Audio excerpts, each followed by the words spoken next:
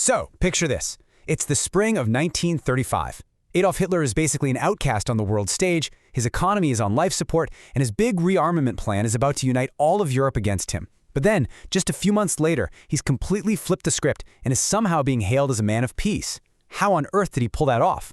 Well, let's dive into this masterclass in deception and see how he played the world to hide what he was really up to. And this quote right here, it really just nails the whole strategy. On one hand, you have Hitler playing the peacemaker for a world absolutely terrified of another war. And on the other hand, that whole performance was just a smokescreen, right? It was designed to hide the ugly truth of what was happening inside Germany and, crucially, to buy him more time to build up his war machine. It was a two-faced strategy, and you know what? It worked like a charm. All right, so first up, let's talk about the world stage, because this is where Hitler pulled off one of the most incredible diplomatic turnarounds of the entire era. I mean, he goes from being Europe's biggest problem to its most slick negotiator, and he does it in just a couple of weeks. Okay, so check out how fast this all happens. In April, Germany is totally boxed in. Britain, France, and Italy, they all team up in what they call the Streza Front to stop him from rearming.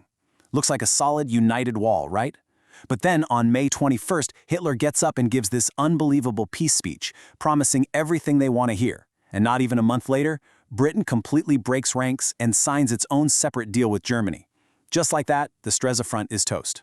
A total reversal. You have to understand, this speech was incredibly effective. People were desperate to believe him.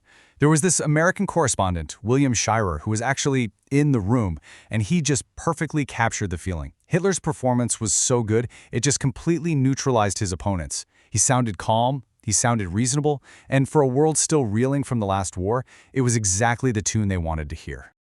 And this was the killer move. This was the masterstroke. He offers to limit Germany's navy to just 35% of the size of Britain's massive Royal Navy. Now, for the British, who remembered the costly naval arms race before World War I, this was an offer they just couldn't refuse. It looked like a real compromise, a solid step toward peace. It was the perfect bait, and they swallowed it hook, line, and sinker. And if you want to know how it played back in Germany, well, this pretty much says it all. This is from the personal diary of propaganda minister Joseph Goebbels, written the day the deal was signed. The Nazi leadership was absolutely euphoric. They knew they'd just scored a massive win. They'd successfully split the Allies wide open and, in the process, gotten the world to basically approve their rearmament plans. Okay, so that's the story they're selling to the world, right? Triumphant diplomacy, big wins. But that's only half the picture. Because while Hitler was playing the great statesman, back home in Germany, the situation was bad, and it was getting worse by the day. This chart tells the real story. Sure, the Nazis got people back to work, but look at the details. Nominal wages, that's the actual number on your paycheck, they were stuck at Great Depression levels. But real wages, that's what your money can actually buy, had dropped even lower. So think about that. You have a job, but you are literally getting poorer because the cost of everything is just exploding. And when I say exploding, I mean it. In one part of Berlin, over just 1 year, the price of fresh fruit jumped by 300%. Can you even imagine that? You go to the market to buy an apple, and the price is tripled. This wasn't some abstract economic theory. This was hitting people right at the dinner table every single night. And it wasn't just fruit. Across the whole country, veal prices shot up 55%. Beef, too. All the money was being poured into building tanks and planes, which meant there was less available to import food. And who paid the price? Ordinary Germans.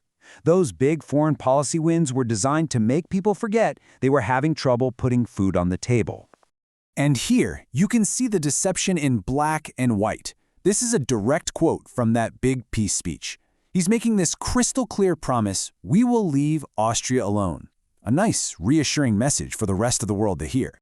But at the exact same time he was saying those words, this was happening on the streets in Germany. A horrific new wave of anti-Semitic violence was breaking out. Mobs were dragging people through the streets just to humiliate them. The secret police started arresting people for something they called race defilement. The peace he was offering to the world definitely did not apply to his own people. The contrast is just staggering. So, what did the actual German people think about all this? It's so easy to just picture them as one giant cheering crowd, but the truth is so much more complicated. Sure, there was pride in these big international wins, but there was also a whole lot of anxiety and just plain fear. This table really breaks it down well. You have the Nazi regime, totally thrilled, as we saw in Goebbels' diary. You have outside observers like Scheier, who are just baffled and a little scared. Then you have the persecuted, people like the Jewish academic Victor Klemperer, who are in total despair. And then you have the average working person, who's mostly just worried about the economy. It was a nation being pulled in completely different directions. Man, this quote from Victor Klemperer just hits you in the gut.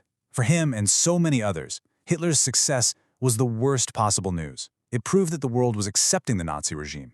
It meant their suffering was being normalized, and any hope they had that someone might step in was just fading away. The applause from London must have sounded like a death sentence in Dresden. And get this, the Nazis knew it themselves. This isn't just speculation. This comes from an internal report from their own secret police, the Gestapo.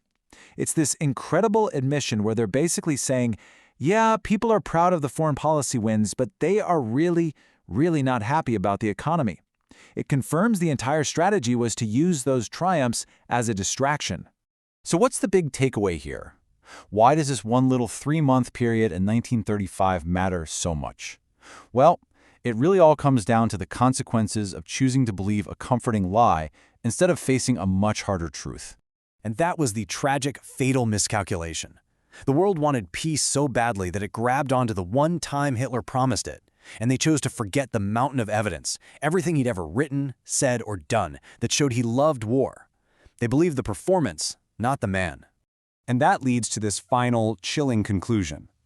By accepting his words and ignoring his actions, the world didn't get peace. It just made him bolder. It taught him he could get away with anything. This success in 1935 wasn't an endpoint. It was a green light for even more aggression. And it leaves us with this powerful and honestly prophetic thought. Woe the world if he again steps forward and again we retreat.